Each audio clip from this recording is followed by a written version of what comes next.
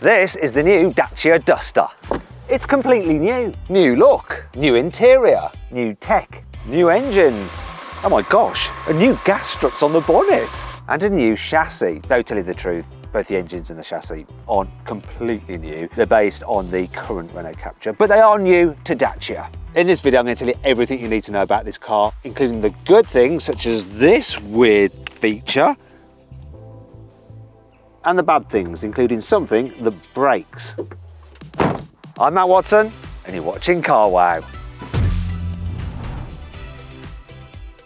The main selling point of the Dacia Duster was its low price. So back when the car was first introduced in 2012, it started from £9,000. This new one starts from £18,000. It's doubled in price, but then I guess you've got to account for inflation. And actually, the previous Dacia Duster went off sale last year, 2023, and the starting price then was £17,000. So this new version is only £1,000 more. And this car is all new and way more modern, including the engines, though there is a slight problem here.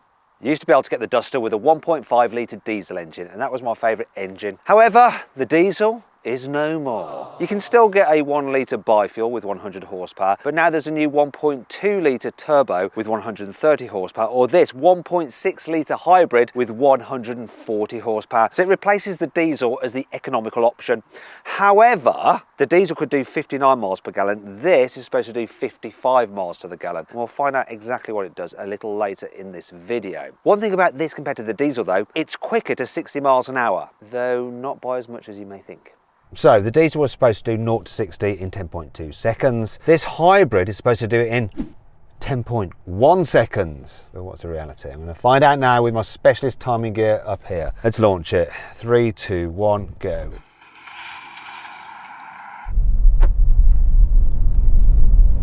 Smooth. But what's the time? 10.2 seconds. The same as the diesel in reality. However, there is one way that this hybrid is night and day better than the old diesel. It's just so much smoother and easier to drive in town. So being a hybrid at lower speeds, you can just drive around on electric power alone. And obviously you've got an automatic gearbox as well, which just makes life easy. It's just so much more expensive feeling. The old car just had a budget vibe about it, whereas this doesn't. Now the suspension does feel firmer than the old Duster, but it's not uncomfortable at all, and there is a benefit to that. I'll explain a bit more about that later. It's not quite as comfortable as something like a Peugeot 2008, and if you want to see my full in-depth video review of that car, click on the pop-out banner appearing in the top right-hand corner of the screen, or follow the QR code on screen now using your mobile phone. Look, there's the old Duster, covered in mud appropriately. Here's the new one. That guy hasn't even batted an eyelid. Now, one of the things about this is that the turning circle is a bit larger than it was before in the old car. It's 10.9 meters instead of 10.7. I'll just see how maneuverable it is. There we go. Right, now I should be able to use my reversing camera if I can't make it round, but I think I'm gonna, like, it's tight enough really, isn't it, that? Wait a minute. The infotainment screen's kind of like stuck in some weird limbo. I think it's on the camera setting, but it's not. What's it? I don't know what's going on. It's like it's lost its mind. I'm going to pull over, do the old-fashioned turn it off and on again, see what happens. Right, so turn the car off. Weirdness. Park, get out, and then get back in again after I've cycled it. I've got keyless go, so I need to step away from the car, otherwise it'll unlock it again. But let's give it a few minutes, see if it can sort itself out. Look, here comes an old Duster. It'd be quite interesting to compare the look of them. See if the driver checks this new one out. Not at all. I don't think he even recognised it as being a Duster because they're so different. Actually looks more similar to the Volvo, doesn't it, in a way? Anyway, hopefully that's long enough. Let's see if it's working now. Come on, work! Yes, it's booting up. Good, good. Fixed. Not fixed. Let's just carry on anyway. Right, one thing about this new Duster compared to the old one is the visibility. So while we've got really big door mirrors, which is great, I don't think this is as good view out the front. This windscreen seems shallower than on the old car, so it's a bit more like you're cocooned in the car. The back window isn't very deep either. It's wide, but not very deep. And then, while you do have like these extra little windows in the back pillar, there's still quite a bit of a blind spot. But do you know what? I can forgive this car for the reduced visibility compared to the old one, because there is a trade-off. The new Duster just looks so much better. The old one looked a little bit old-fashioned, and you kind of forgave its looks because you knew it was cheap and capable. This one though, you actually want it, not because of the price, it just looks desirable. I would gladly have one of these. It's a great looking car down the side as well. Wheels start at 16 inches, maybe a bit too small, but these ones 18, and they look the part. There's the right amount of rugged looking cladding as well. And this plastic is actually made from 20% recycled materials. Plus it's made in a way called dyed in form. Apparently that means that it doesn't show up scratches so much. So if you go through some bushes, it should be fine, but let's have a look.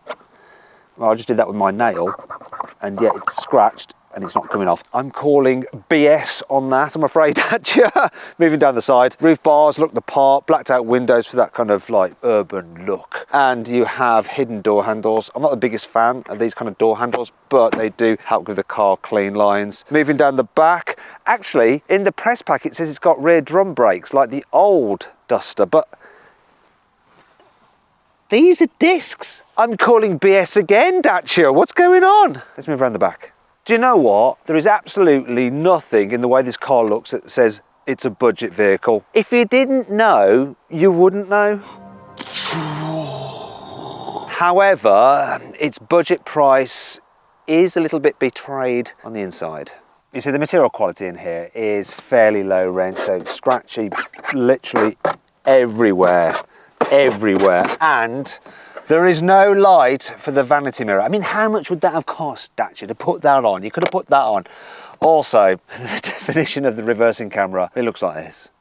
Actually, the rest of the tech is fine. So you've got Apple CarPlay and Android Auto, and that's really what you're going to run all the time, isn't it? And you've got wireless connectivity as well. Plus, I love the fact that we've got physical buttons for the climate control, so you don't have to do it through the screen. Whoa, let's slow down. Right, you've also got quite a decent digital driver's display with lots of different menus and functions, so that's all good. But my favourite thing is just the design. It looks cool in here. So much better than the old Dacia Duster, and there's some other things I like as well. This hybrid, because you're boosted by the electric motor, just feels so much more responsive than the old diesel did when you put your foot down. And while it does kind of make a bit of noise when you rev it up, it's still much quieter than that rattly old diesel. And when you're cruising along at speed, the whole car is just quieter than it was before. Just a bit of wind noise here, but there's not much road noise. It really is just a much easier long distance companion than the Duster has ever been. I mean, granted, it's not quite as like comfy on a cruise as the Volkswagen T-Roc, but really, this is pretty blooming good. As for the economy, well, I'm currently averaging 49 miles per gallon. Though yesterday, before I did the launch and everything like that, it was averaging 50 mpg, and I like a car that can do over 50 mpg. There's also something else I like about this new Duster. If you're changing your car, then you've got to check out CarWow, because there's nothing quite like knowing that you're getting a great price, both when selling your old car and finding a new one. CarWow makes all the stuff that's hard work about car changing, like the haggling, the no-shows, and the nasty surprises, a thing of the past, life-changing. Now, if you want to go to CarWow right now, I'll put a link in the description of this video and the pinned comment. Alternatively, you can click on the pop-out banner appearing in the top right-hand corner of the screen now, or scan the QR code on screen using your mobile phone to go directly there.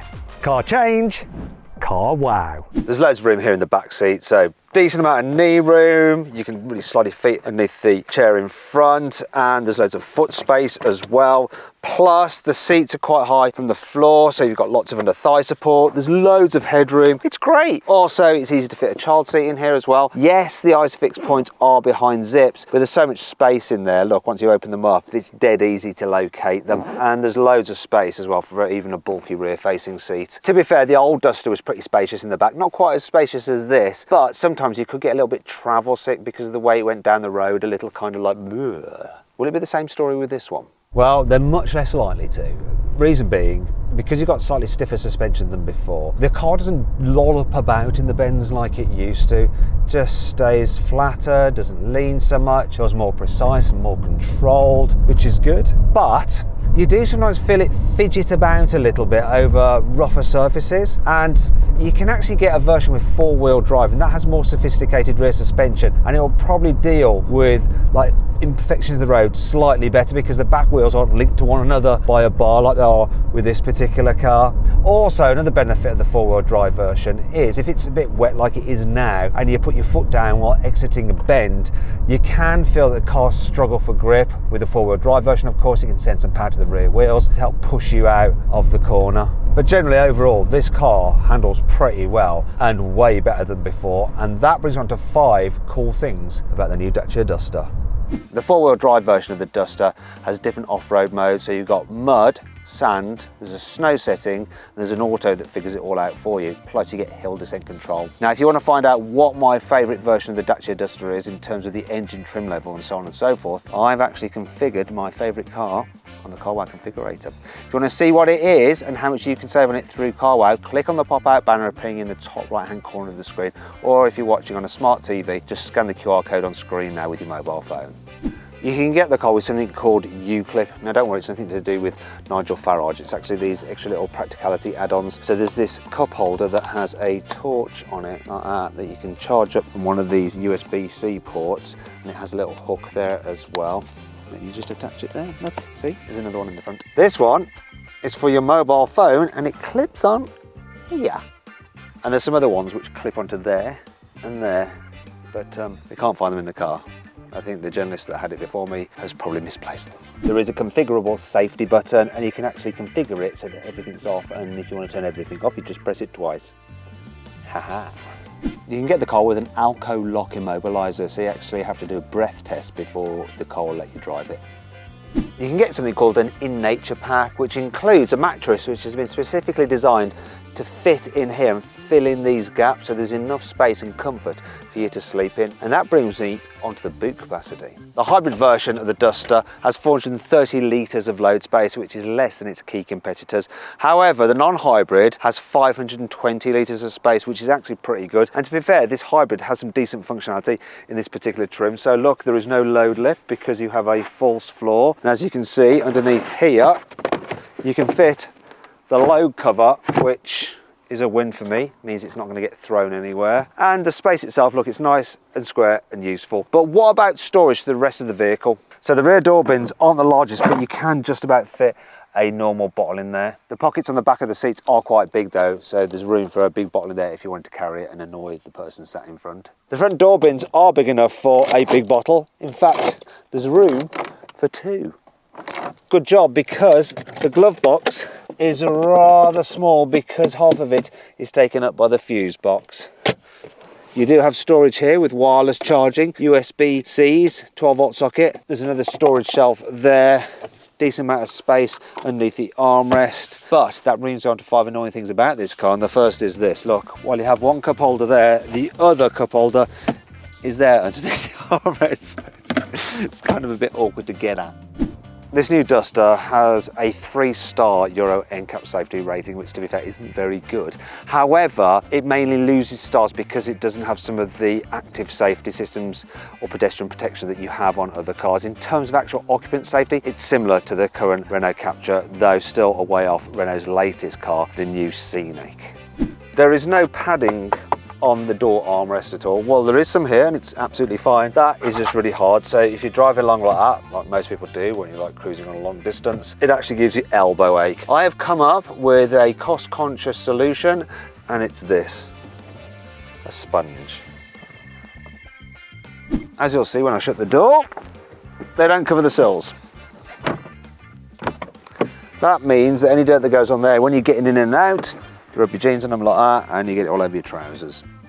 Instead of a full detailed manual, you just get this little pamphlet with the car. If you want the car's full manual, you have to scan this QR code here and get it downloaded onto your phone. So I'm going to try and fix the infotainment system by pulling the fuse for it. Infotainment screen's kind of like stuck in some weird limbo. So I'm just scanning this.